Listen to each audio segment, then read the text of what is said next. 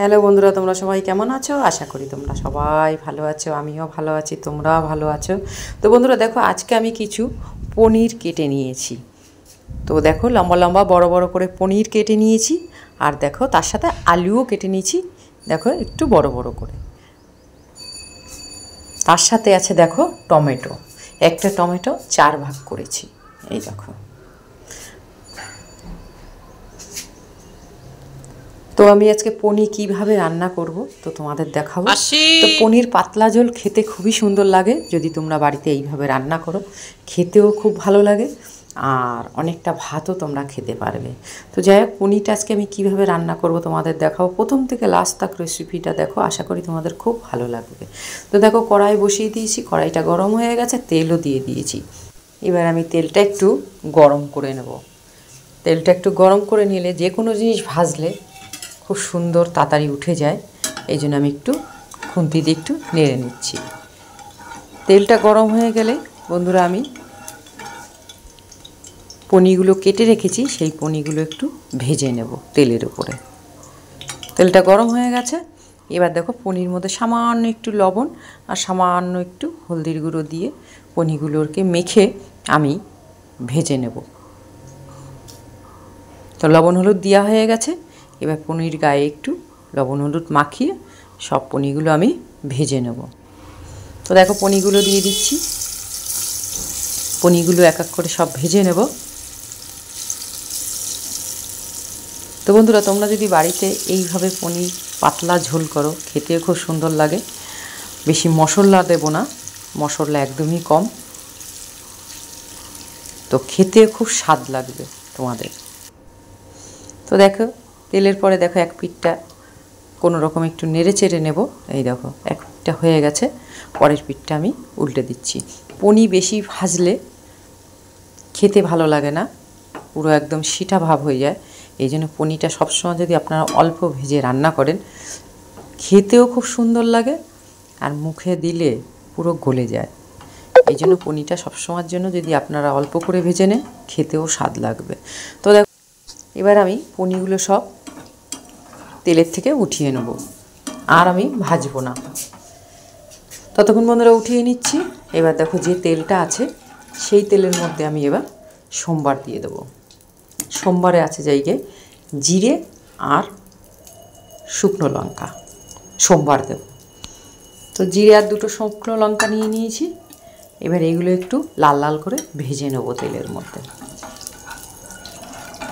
তেলের মধ্যে ভাজা হয়ে গেলে আলুগুলো আমি কেটে রেখেছি, প্রথমে পনির তো ভেজে নিলাম, এবার আমি আলুগুলো ভেজে নেব এই সোমবারের মধ্যে। ততক্ষণ একটু সোমবারটা একটু লাল লাল হয়ে নিই। দেখো, আমি নেড়ে দিচ্ছি, নাড়া হয়ে গেলেই আমি আলুগুলো দিয়ে দেব। তো সব আলুগুলো দেওয়ার পরে আলুগুলো একটু লাল লাল করে ভেজে নিতে হবে। তো আলুগুলো দিয়ে দিয়েছি তেলের মধ্যে, এইবার আমি দেখো লবণ দিয়ে দিলাম অল্প করে, হলদির গুঁড়ো অল্প করে দিয়ে দেবো, দিয়ে আমি আলুগুলো ভেজে নেব। আলুগুলো একটু লাল লাল করে ভেজে নিলে ভাজতে ভাজতে সিদ্ধটা হয়ে যাবে, আর বেশি টাইম লাগবে না পনির রান্না করতে। একটু আমি নেড়ে নিচ্ছি, বারে বারে একটু নেড়ে দিতে হবে তেলের মধ্যে। আর বেশিও তেল দিইনি, তেল খুবই অল্প, অল্প তেলেই পনিরটা রান্না করব। এবার দেখো আমি কি কি মশলা নেব। সামান্য একটু জিরে নিয়েছি, 3-4 কুচি আদা নিয়েছি, এই অল্প করে শুকনো লঙ্কা নিয়েছি, আর এলাচ, দারচিনি আর লবঙ্গ। তার সাথে দেখো টমেটোটাও মশলার সাথে একসাথে টমেটো পেস্ট করে নেব, তাহলে টমেটো যখন রান্না করব তখন ছাপা ভাবটা থাকবে না, পুরো খেতেও ভালো লাগবে। এবার আমি মশলাটা পেস্ট করে নিলাম সামান্য একটু জল দিয়ে। এবার দেখো আলুগুলো অনেকটাই লাল লাল হয়ে গেছে, এই দেখো একটু বারে বারে নেড়ে দিচ্ছি। নাড়ার পরে আমি আর বেশিক্ষণ লাগবো না, আলুগুলো আমি তেলের থেকে নামিয়ে নেব। এবার দেখো আলুগুলো ভালোই লাল লাল হয়েছে, আবার একটু নেড়ে নিচ্ছি। এবার দেখো পুরোই লাল লাল হয়ে গেছে। আমি যেহেতু একবারেই সোমবারটা দিয়ে দিয়েছি, এর জন্য আমি আলুগুলো উঠাবো না। আমি এর মধ্যে মশলা দিয়ে দেবো, যে পেস্টটা করেছি মশলার পেস্টটা দিয়েই আলুগুলো কষিয়ে নেব। তো মশলাটা দিয়ে দিচ্ছি বন্ধুরা, এই দেখো। এবার মশলাটা দিয়ে এবার মাপ মতন লবণ হলুদ একবারে দিয়ে দিতে হবে। দেখো আমি লবণ দিয়ে দিলাম মাপ মতন, এবার হলদির গুঁড়ো মাপ মতন দিয়ে দেবো। এবার আমি নেড়ে নেব ভালো করে। আলুর সাথে মশলাটা কষিয়ে নিতে হবে, ভালো করে আমি একটু কষিয়ে নেব। এবার আমি দেখো মিক্সচার বাটিতে অনেকটা মশলা ছিল, সেটাকে সামান্য একটু জল দিয়ে আমি দিয়ে দিলাম। দিয়ে এবার আমি একটু নেড়ে ঢেকে দেব। ততক্ষণে আলুর সাথে মশলাটা কষানো হয়ে যাবে, আর আলুটা যেটুকু কাঁচা আছে সেটুকু সিদ্ধ হয়ে যাবে।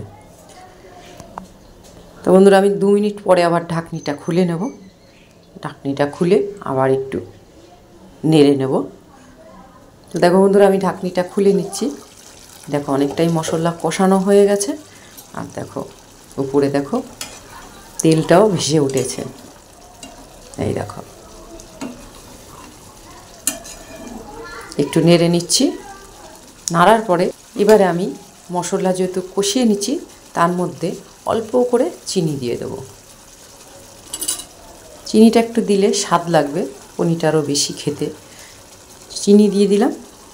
এবার আমি সামান্য একটু কালারের লঙ্কার গুঁড়ো দিয়ে দিলাম। দিয়ে আমি এবার একটু নেড়ে নেব। ভালো করে একটু কষিয়ে নিতে হবে আলুর সাথে মশলাটা, যেন মশলার কাঁচা গন্ধ না হয়। এই জন্য ভালো করে যদি আপনারা কষিয়ে নেন, টেস্টও হয় আর খুব সেন্টও আসে রান্নাতে। এবার আমি যে পনিরগুলো ভেজে রেখেছি, সেই পনিরগুলো দিয়েও আমি একটু ভালো করে মশলার সাথে কষিয়ে নেব।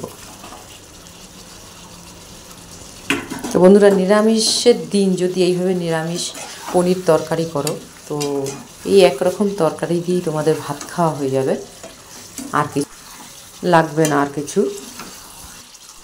তো নিরামিষের দিন বাড়িতে তোমরা এইভাবে বানিয়ে নাও, আশা করি তোমাদের খুব খুব ভালো লাগবে। তো আমি একটু নেড়ে দিলাম বন্ধুরা। এবার আমি মশলা যেহেতু কষিয়ে নিয়েছি ভালো মতন, এইবার আমি জল দিয়ে দেবো একটু মাপ মতন, কেননা পনির ঝোল বানাবো পাতলা। একটু নেড়ে তারপরে আমি জল দিয়ে দেবো। পনির তো সবাই খেতে ভালোবাসে, আর পনিরটা নিরামিষের দিনেও ভালোই খেতে লাগে, আর পনিরটা সবাই খেতে ভালোবাসে। তো বন্ধুরা আমি দেখো মাপ মতন এবার একটু বেশি করে জল দিয়ে দেবো। যেহেতু পাতলা ঝোল করব পনির, সেহেতু একটু জলটা বেশি দিতে হবে। এবার আমি একটু নেড়ে নিচ্ছি। নেড়ে আর বেশিক্ষণ রাখবো না। পনির ঝোলটা একটু ফুটে গেলেই আমি নামিয়ে নেব। তখন একটু নেড়ে নিচ্ছি। নাড়া হয়ে গেলে আমি একটু ঢেকে দেব। ঢেকে দিয়ে পনির ঝোলটা একটু ফুটে গেলে আর বেশিক্ষণ রাখবো না, ততক্ষণ বন্ধুরা একটু ঢেকে দিচ্ছি। 2-3 মিনিট পরে আবার ঢাকনিটা আমি খুলে নেব। ততক্ষণ বন্ধুরা একটু পনির ঝোলটা ফুটতে থাকুক, তারপর আবার তোমাদের সামনে এসে আবার আমি ঢাকনিটা খুলে নেব। তো দেখো ঢাকনিটা খুলে নিলাম। এবার দেখো পনির ঝোলটা পুরো একদম ফুটে গেছে, আর বেশিক্ষণ রাখবো না। এবার একটু নেড়ে নিচ্ছি। তো বন্ধুরা পনির পাতলা ঝোল এইভাবে একবার খেয়ে তোমরা দেখো বাড়িতে, তোমাদের খুবই ভালো লাগবে। তো দেখো আলুটাও সিদ্ধ হয়ে গেছে, আর বেশিক্ষণ রাখবো না, তাহলে ঝোলটা পুরোই টেনে যাবে। তো বন্ধুরা রোজ দিনই তো একটা করে রেসিপি দিচ্ছি। তো পনির পাতলা ঝোল কেমন লাগলো কমেন্ট করে জানাবে, আমি রিপ্লাই দেবো। আর সব বন্ধুদের কাছে একটু শেয়ার করে দেবে। দেখো পাতলা ঝোল, আর দেখো কালারটাও কত সুন্দর হয়েছে পনির। এই দেখো তোমরা এই দিয়েই ভাত খেয়ে নিতে পারবে। তো বন্ধুরা দেখো গ্যাসটা লিভিয়ে দিয়েছি। এবার আমি নামিয়ে নেব। তো দেখো হয়ে গেছে পনির পাতলা ঝোল। তো বন্ধুরা, সব বন্ধুদের কাছে একটু শেয়ার করে দেবে দেখার জন্য।